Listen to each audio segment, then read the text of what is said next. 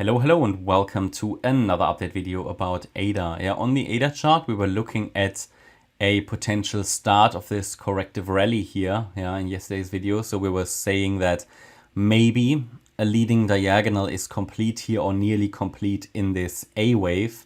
Leading diagonals, we covered that yesterday in the member live stream. For all members, I recommend watching it just to get an understanding of how diagonals work in detail, what to watch out for. There were a couple of examples and rules and tips and tricks. For anybody who's not a member, if you're interested in learning more about Elliott Wave, check out our membership, lots of tutorials and much more. But it explains everything there. Basically in these diagonals, there are certain rules that price needs to adhere to. They are very difficult. They're not difficult to detect, but they could also be something different, right?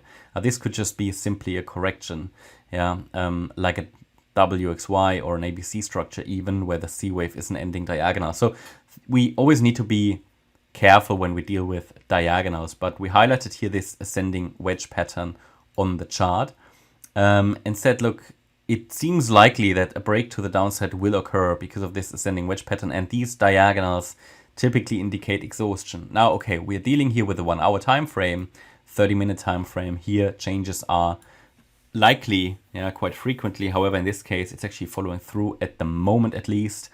Now, to get a confirmation that we really are in this B wave, which would be the pullback now before we start really the C wave rally, well, we need to see a break below the previous micro support, so structural support at 26.5 cents.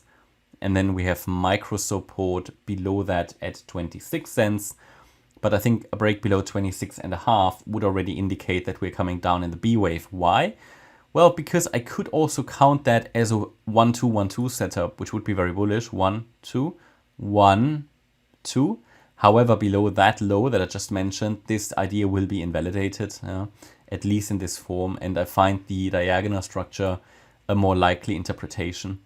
Typically, you would expect that the wave 3 is shorter than the wave 1, which is the case, and the wave 5 shorter than the wave 3, which is also the case. So an ideal spot to turn around, broke below the ascending wedge.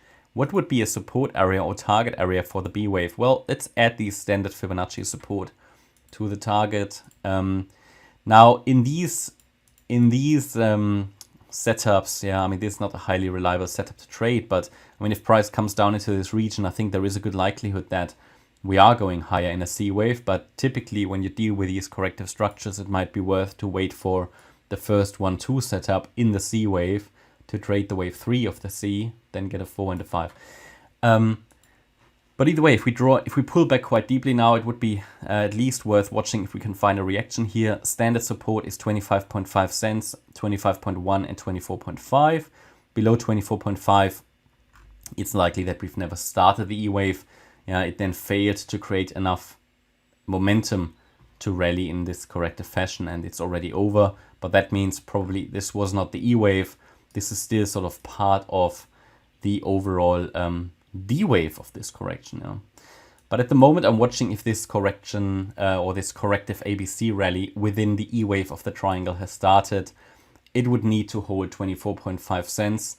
And I'm now watching if we are already breaking to the downside. If we go higher more directly, then I would simply count that as an extension of the A wave with resistance. That's micro resistance around 27.8 cents.